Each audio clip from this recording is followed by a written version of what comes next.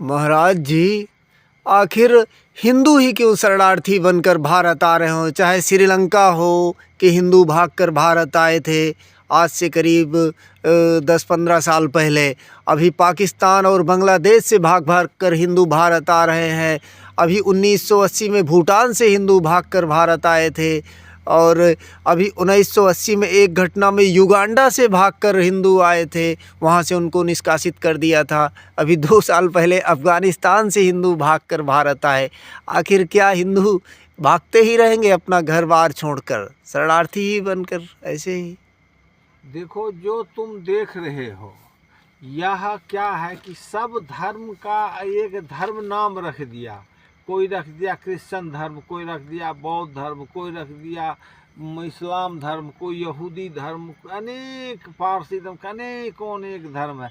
वह एक घेरा बना लेता है सोच का, एक निश्चित घेरा, ऐसे रहना है, ऐसे खाना है, ये सोचना है, ये सोच के जीना है।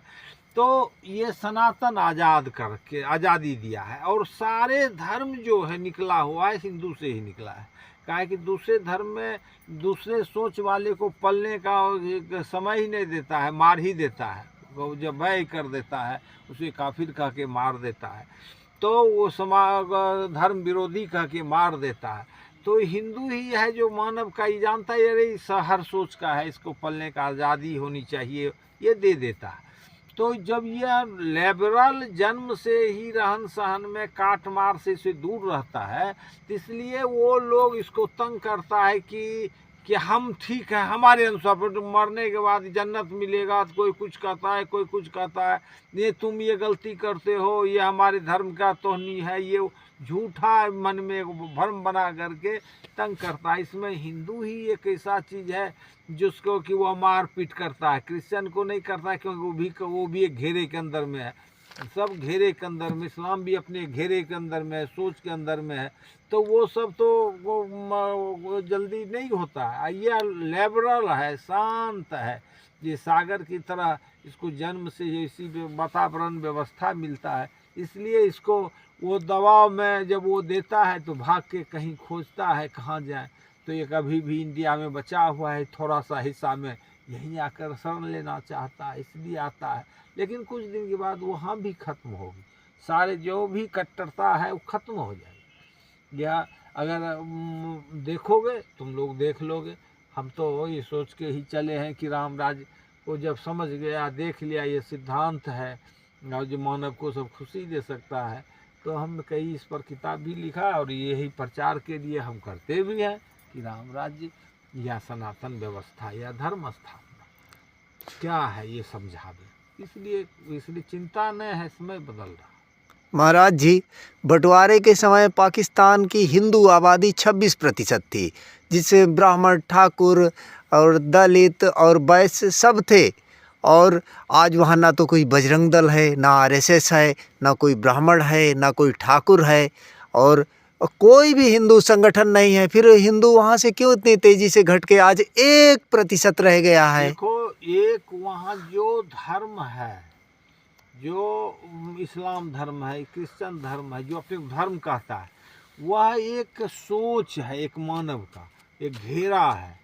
वह रात दिन उसको यही पढ़ाया जाता है कि दूसरे को दबाव से, प्रेम से, काट के, मार के, कष्ट दे करके अपना धर्म बढ़ाओ।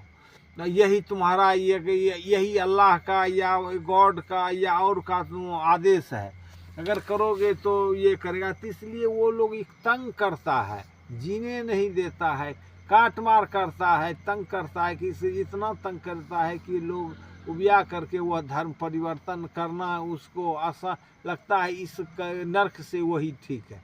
वो हालांकि वह नरकीय जीवन है, लेकिन वही नरकीय जीवन में सब घुसता है और उसी में लास्ट जीवन काटता है। तो हिंदुओं को आप क्या संदेश देना चाहेंगे? ये स्थिति देख के तो बहुत भयावह लग रहा है। कुछ नहीं, हिंदू को देखो, हिंदू को जागृति, सनातन जागृति, सनातन क्या है और इसमें क्या क्या मानव को मिल सकता है। देखो मानव, तुम्हें सारी दुख का इलाज हो जाएगा, तुम्हारा बच्चे का बेरोजगारी खत्म हो जाएगी, मन अनुरूप व्यवस्था हो जाएगी, और तुम्हें भी ईश्वर से दर्शन होगा।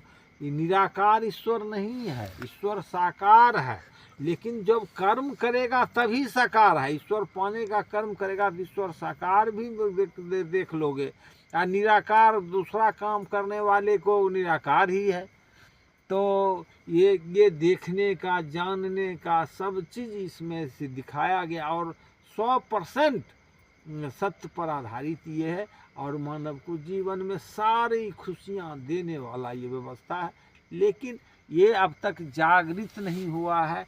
यह सनातन जो अपने को कहता है, नाम मुंह से बोलता सनातन, सनातन जानता नहीं है क्या है, इसकी व्यवस्था क्या है ये जानता नहीं है। ये राम राम सनातन नहीं, राम राम सनातन नहीं।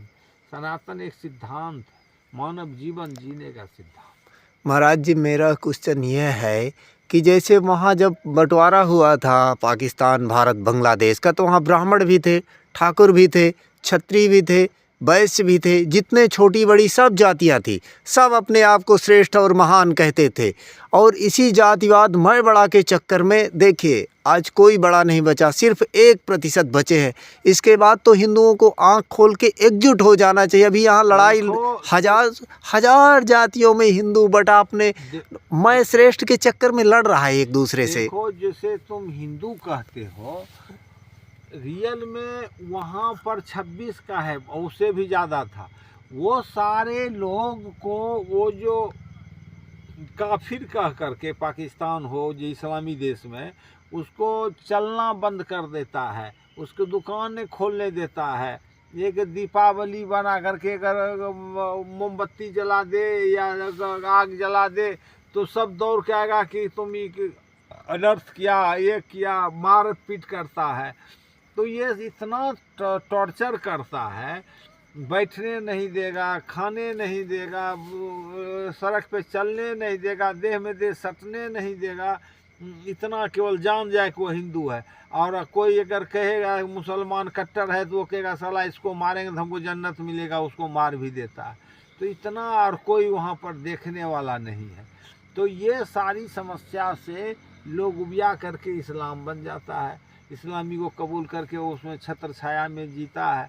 चलो वही सही, लेकिन सही थोड़े है, वो तो दबाव से करता है। कम्युनिज्म जैसे दबाव है, वैसे इस्लाम दबाव है, क्रिश्चियन दबाव है। कुछ दिन में सब खत्म हो जाएगा। दबाव में मानव नहीं पलता है, ना विकास कर सकता।